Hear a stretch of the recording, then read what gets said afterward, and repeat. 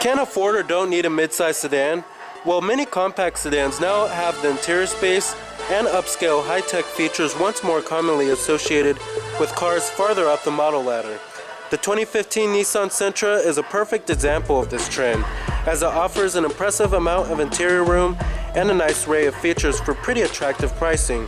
But when it comes to time to choose a small sedan, there are other factors to consider.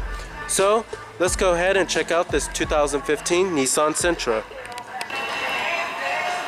Now, our Sentra we have here is the SR model, which is supposed to be the sport model of the Sentra, and essentially it adds bolder styling elements including premium cloth interior, 17-inch alloy wheels, fog lights, a lower body skirting, and a rear spoiler as well. Now here's the key fob for the vehicle. As you can tell, it's a regular old Nissan intelligent key.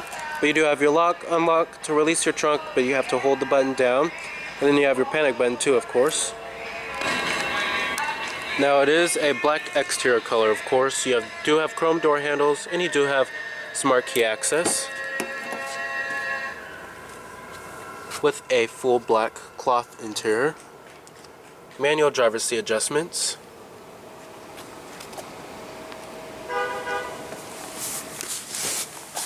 Now stepping on into the interior, the step-in height is pretty decent, has a pretty low step-in height. It is a compact sedan, of course. And stepping on into the interior, as you can see, it has a very stylish and pretty well-trimmed and accommodating cabin here. Now you do have push-button ignition, of course. Just put your foot on the brake, hit the button to start.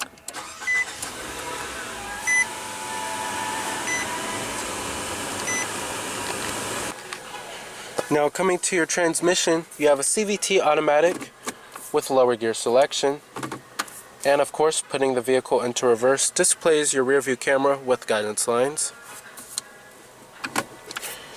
And then here's your e-brake right here. Let's go ahead and turn on the lights and the hazards. Automatic driver's side window. And let's go ahead and pop up the hood and check out the engine bay.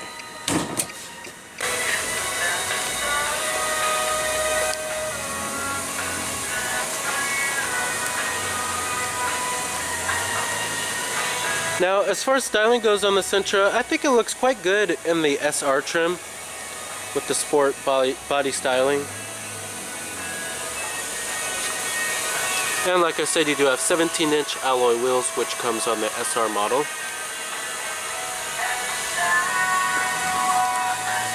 Coming to the front, you have halogen headlights with LED daytime running lights and halogen fog lights as well. And the LEDs are actually standard on every Sentra. Now under the hood you will find a 1.8-liter 4-cylinder engine producing 130 horses with 128 pound-feet of torque. Unfortunately, there is no engine upgrade even for the sport model. This is the powertrain you will get across all trims of the Sentra. And to be honest, it has pretty underwhelming acceleration. And the fuel economy is okay at best.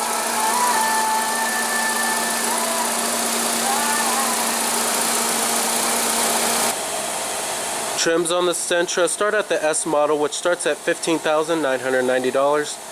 Then you have the SV, which starts at $17,540. Then you have the SR model, which starts at $18,740. Then you have the top of the line one, the SL, which starts at $19,640. Now, competitors of the Sentra, as you all may know, are its long-term rivals, the Honda Civic, Toyota Corolla, Ford Focus, Hyundai Elantra, Kia Forte, Chevrolet Cruze, Dodge Dart. It's a very competitive class here. Mazda 3, and the Subaru Impreza, as well as the Volkswagen Jetta. Now, the Sentra's main attributes here is that it provides very... Coming to the rear, you have full LED tail lamps, a little rear spoiler, and chrome exhaust tip.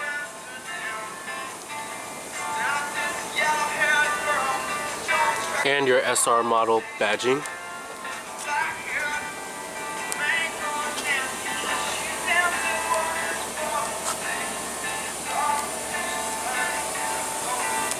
EPA numbers are at 30 in the city and 39 on the highway. Total vehicle price for this EPA numbers are at 30 in the city and 39 on the highway.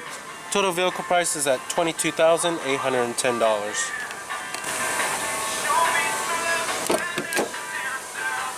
Power windows, power door locks, and your power mirrors are located right there. Nice soft touch padding that's wrapped in cloth on the armrest as well as on the mid door panel. Hard to the touch upper door panel though. Chrome interior door handles. And let's go ahead and see if that 1.8 liter 4-cylinder can make a good engine note.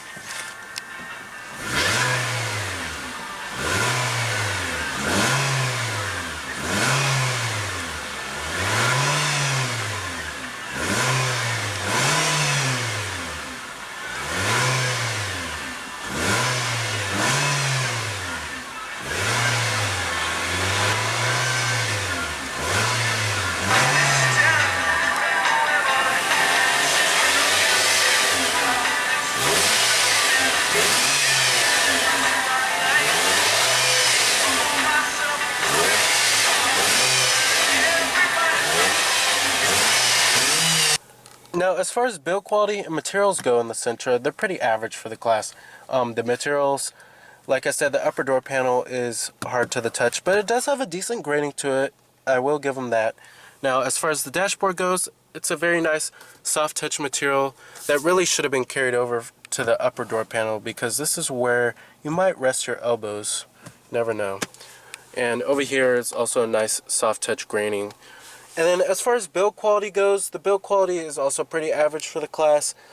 Some plastics are pretty flimsy, but up here everything fits well together. It's pretty well made. But like I said, it's pretty average for the class. Cars like the Honda Civic and the Ford Focus are built a little better. Now, as far as the way the Sentra drives, it's probably a huge con for a lot of people. It's very uninspiring to drive, lacks a lot of feedback and responsiveness as well. And for a small sedan, you would expect the Sentra to be very nimble around corners. However, the Sentra is the complete opposite of that. It almost feels, to be honest, like a Corolla. And it's leaning more towards comfort. However, the ride, at least the ride isn't choppy. It's pretty comfortable, I have to say, on a day-to-day basis. Now, as far as visibility goes out of the Sentra, the A-pillar is a little thick, I have to say. But the visibility is pretty average for the class. There's no sloping roofline or anything like that, anything of that nature. But there's lots of glass area all around, and the mirrors do show quite a lot. Now, I have to say, I really praise the Sentra for its very simple and easy to use controls. And they're really well labeled, and they're clear and easy to read, very big knobs and buttons. But here's your fan speeds. You do have automatic climate control, and your temperatures and your zones as well. Your front window defroster and your rear window defroster and your recycling. Now, coming down here, I really like this trim. I think it does brighten up the Sentra's interior a little bit, makes it feel less Spartan and boring. You do have a 12-volt power outlet. Then you have a little storage cubby right here, cup holders, and then a nice soft touch armrest, power outlet, USB port, and an auxiliary input down there. The center console is extremely small. Now, as far as seating comfort goes in the Sentra, I quite like the seats a lot. I think they have a pretty good amount of side bolstering, and they do have a pretty nice amount of cushion to them. They're actually very comfortable. I found a pretty good driving position. Now, getting to the main head unit here, I like this head unit. And you can change your different camera settings. The responsiveness of this head unit is also pretty good. And the rendering of it is also pretty good too. However, I'm not a huge fan of how small it is. That's probably my only complaint. This head unit is a little small. But you do have your AM, FM, optical disk drive, auxiliary input, like I said, Bluetooth streaming audio on this car, and you do have a navigation system as well, but you have to have an SD card inserted. And then you also do have a day and night mode. You can change the brightness of the screen, and you also do have apps like Facebook and Google Online Search. Now, as far as the steering wheel design goes, as you can see, this is really taken right off of the Pathfinder and the Altima. But I like the steering wheel's design because it's very simple and easy to use. But you do have your Bluetooth phone controls, your steering wheel mounted audio controls. You could change your different media source. You have your cruise control buttons over here. And then these set of controls right here control your little information center right there, which I will get to in just a second. But, however, it is leather wrapped.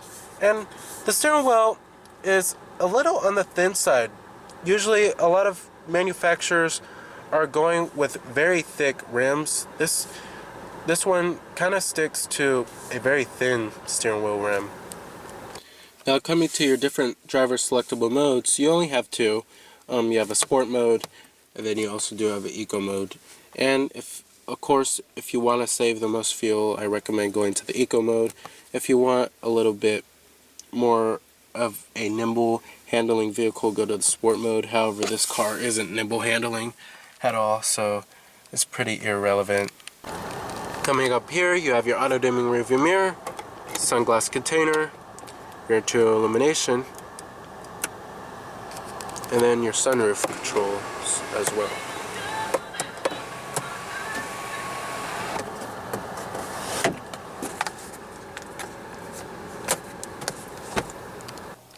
Now, coming to the gauges, I really like these gauges a lot. I really like the font of them. I think they have a pretty race-inspiring font to them, and I like the white illumination around them. And then coming to the center screen here, like I said, it's all controlled right here. And basically, this is going to show you all your vehicle information, like your average fuel economy, and your outside temperature display, and your average speed, and your range, and your trip odometer, of course. But basically, it's going to show you all your vehicle information. Alrighty, and let's go ahead and shut down the Sentra. Let's go ahead and check out the rest of the car, as well as the rear seat passenger space and the trunk capacity. Let's go ahead and pop the trunk. Coming to the trunk capacity, it's decently sized. The rear seats do fold down to maximize cargo room, but you have to do that from the inside. And they also do fold down 60-40 split.